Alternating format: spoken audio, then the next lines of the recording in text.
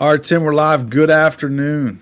Good afternoon, Mr. Data Center. How are you doing today, man? You I'm fired up, good, ready to man. roll? I'm good. I wanna just have a polite conversation. And if by chance this ends up like I think it might, it's almost like talking about Donald Trump. Like if me and you did a podcast on how we feel about Donald Trump, I would probably take that podcast down so fast. And I have a suspicion that I'm going to do that with this podcast, but I would like to at least just have a conversation Okay. and discuss the data centers in Calvert County. Then I'd like to talk about sort of a new thing that's going on, and that is there's some houses sitting on the market longer than normal, and then there's some buyer strategies that we need to talk about at the end of the podcast. So the data centers, Tim, I don't have a strong opinion. I'm Okay. somewhat agnostic. I don't care if they come, and I don't necessarily care if they don't come. Hmm. I'm going to try to lay out what I think the position is. Okay. So Calvert County historically, it's the smallest county in the state, but I think it's one of the least populated counties, but it's also one of the richest counties in the country. And part of the way that they've been able to accomplish that is by the nuclear power plant and then the LNG plant paying an enormous amount of taxes in order to offset the need to increase the tax base. So instead of building a bunch of houses and condos and townhouses and apartments and whatnot, Right. and then also bringing in large businesses. Instead, we're what you would consider a upper middle class bedroom community, Yeah. and this somewhat seems to fit the profile of that, where you bring in a large tax revenue generating source that has low impact on the environment. And this is where we'll probably have some people that have some different opinions. I did some light research on it, and it's not clear to me where there's a huge concern, but I'm also uneducated, so I'm not going to claim that I have done a bunch of research on this. But in the little bit of research I did, data centers they don't burn anything, so they're not giving off like fumes, and they're not processing any materials, so they're not giving off dust. Right. So there is the major concerns are going to be the cost of electricity. Correct. But if you understand how that works, we're part of most of Southern Maryland is on SMECO. It's a co-op. It's not like we're getting it from one source. And if the data center was in another county outside of Southern Maryland or outside of Calvert County, we would potentially be affected by that increase in demand the same as if it would be here. So the way I understand it is they're going to get their electricity directly from the nuclear power plant, which provides about half the electricity for the state of Maryland. They're also going to get the cooling from the power plant, so they're not going to be tapping the underground aquifers in the area. And the major sort of impact is going to be a noise, because there's 10 million fans or whatever running inside the building. Like, data centers are all about cooling. I used to work at a data center, and so there would be like a buzz coming from the building. So I don't know where they're going to put the building. If they put it next to my house, I would obviously not be thrilled with that idea. The LNG plant has a noise from all their fans and all the things they have going on there. So it's more of a localized situation.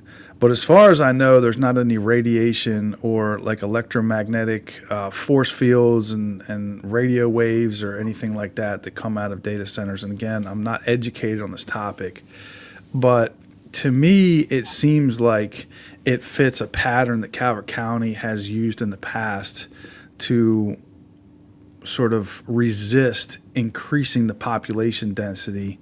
Hmm. There was a campaign in the 90s when I grew up here where a lot of the trucks had bumper stickers that said "Keep Calvert Country." And I would say to some extent that they have done that very successfully. So what do you think, Tim? What are your thoughts? Is there something I'm missing here?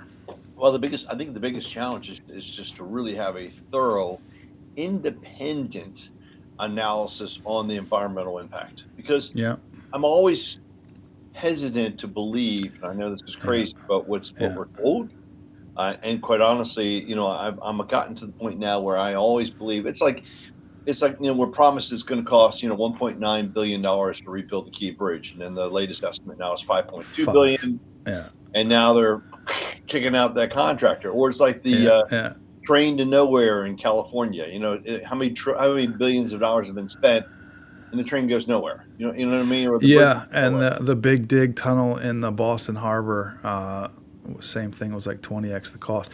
But Yeah. but the cost of the infrastructure would be not on, like, the county's not Well, building this, I'm not right? worried about the cost. My point was is I want an independent analysis to fully understand what the environmental impact is going to be, because the biggest concern is honestly, it's going to be in a contained area, so the noise factor is probably not much. Yes, it's going to Right. have access to the nuclear power plant. Hopefully, there won't be any impact on the electrical rates. My Yeah. biggest concern is water. That is my biggest. I mean, I saw an article the other day in Texas where the consumption has quadrupled to what was expected. And they're Yeah, so yeah, what I read was that the stipulation was that there was a sort of a hard line that said no using the freshwater aquifers that we have, that they were going to get the water from the discharge from the nuclear power plant. Now, I don't know how that's possible yeah, exactly. because the nuclear power plant discharge is salt water. So I doubt they're going to run salt water through this thing. Maybe they'll desalinize it or something. I doubt they're going to do that. Now, So if they again, I'm do not that, educated yeah, about it. So don't sit here and quote me and say, well, I said this. But so if they were able to sort of somehow work that part of it out where it doesn't tap the water, I mean, does it seem like this would be a common sense solution for increasing revenue without increasing the tax base? I like to know what revenue is going to be increased. I like to know what, because let's face it, data centers, they don't take a lot of jobs, Brian.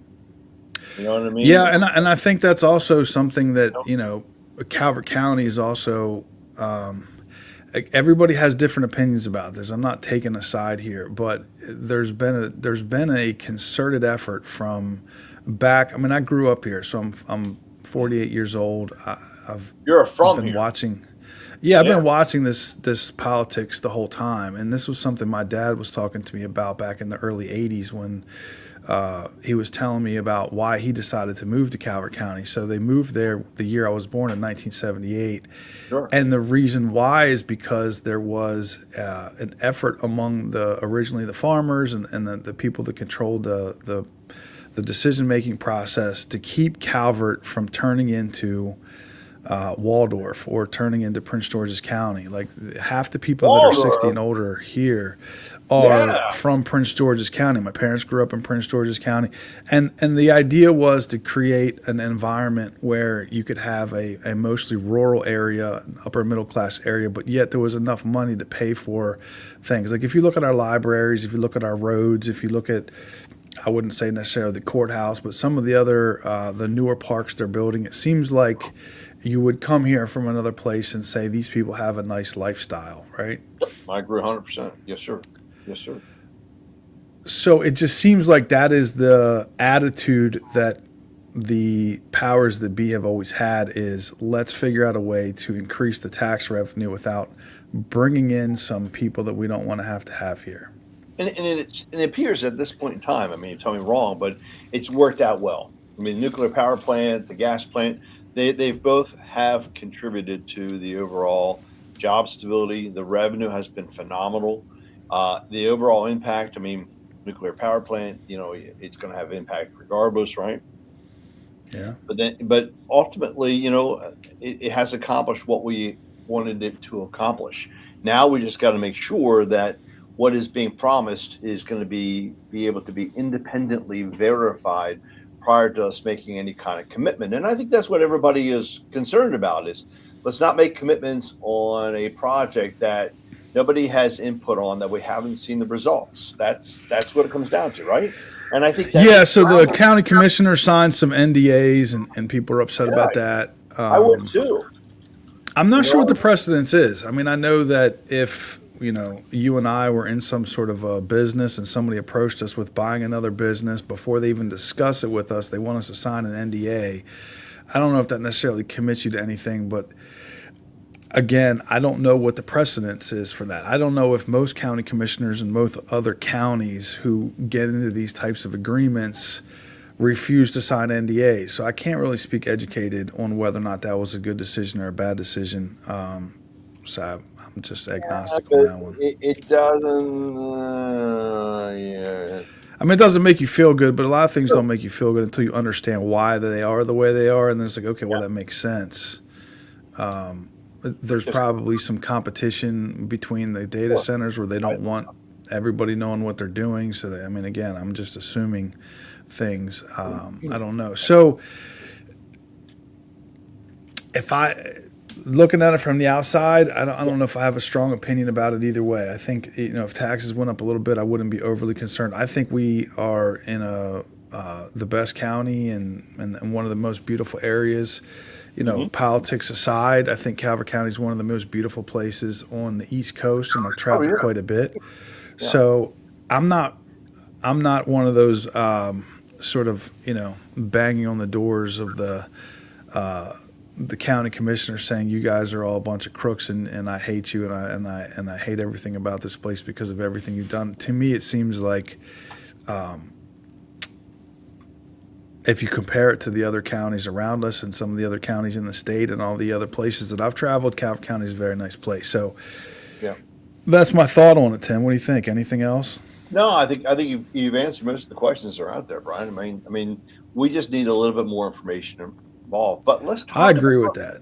Yeah, let's talk about. Well, I think what you don't want to have happen is an Aaron Brockovich situation where 10 years from now they're like, well, they told us this, and then now my the birth rate has gone crazy down or whatever, and there is a consensus that Calvert County specifically, but even Southern Maryland, has some of the highest death rates of cancer, and no one's been able to put their finger on it. And I'm not trying to go down that rabbit hole, but to that point, I think that there is a need for an independent study of what the potential health risks are. I think that's the major concern. And then secondly, if somebody can figure out what else is going on here to cause all the cancer. Like a lot of people know a lot of people that have cancer at young ages, and I think that's a major concern before the data centers ever got here. So with that said, I don't, like most people in America today, I don't trust the government. I don't trust what people tell me. I think people lie to make money. It's obvious. So you have to make your own decisions on what you want to do. And so. Well, sounds like a plan, brothers. Talk about affordability. Then, what are you seeing in the marketplace today? Yeah. So our market was looking really good in the spring. I mean, the early spring, late winter. It was going to be a good year, and then the Iran war started. It kind of threw the economy into a loop. I just filled up my car yesterday. It was $131. But you use that premium stuff for that car too, though.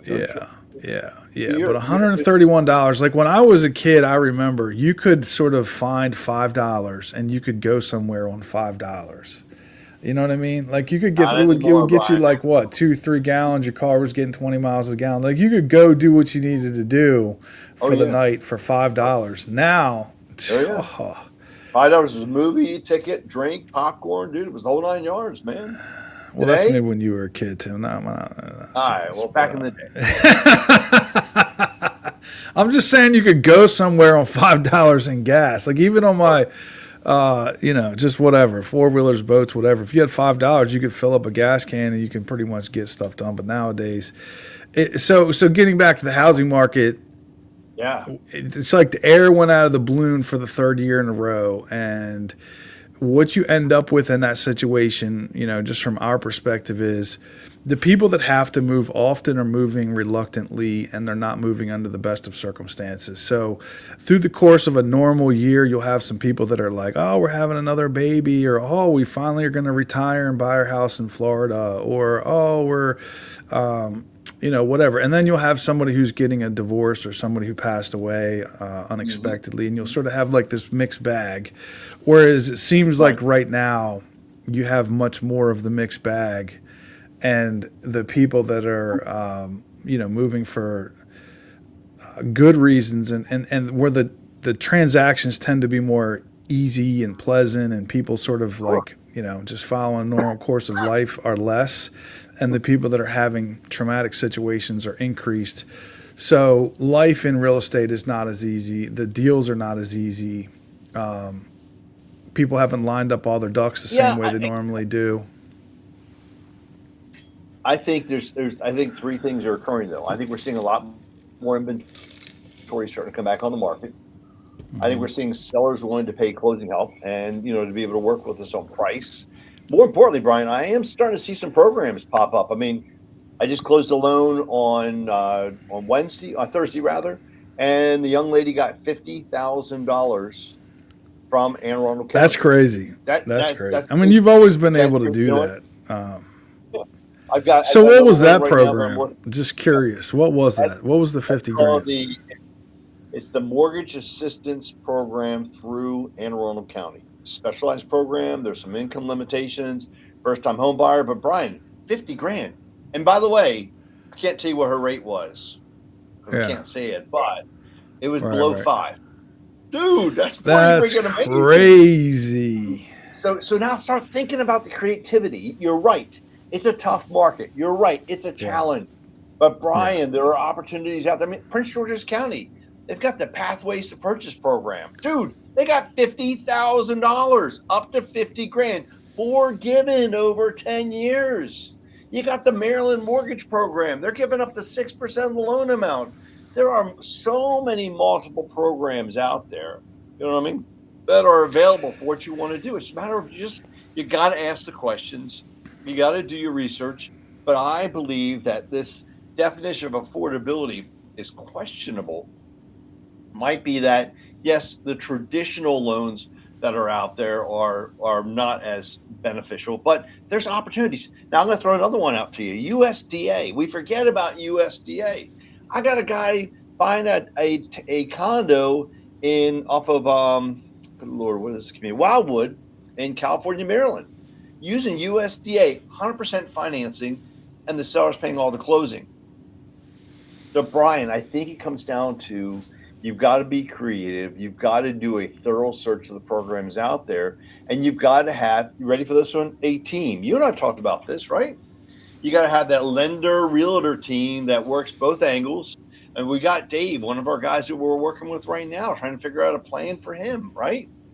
The same thing applies. We have to have a game in place, a team that's going to go that extra mile and come up with that creativity. So affordability is challenging, but I'm seeing listings start to go up. I'm seeing sellers paying closing. I'm seeing more flexibility as far as on the sale price is concerned. And then I'm seeing programs that are coming available to really help people be able to purchase their first home. And maybe I'm wrong, but I think there's solutions out there. Yeah, I don't think you're wrong. I think that there is definitely a softening of the market from the buyer's perspective. You're seeing people selling their houses for less than asking price, depending on the market, 30 to 50% of the time. Yeah. You're seeing closing costs become customary again. And that also increases up in the price points because it used to be sort of like everything up to 600,000, then it dropped all the way down to none of the houses. Then it sort of going back up 3, 4, 500,000. I saw them even at $1 million.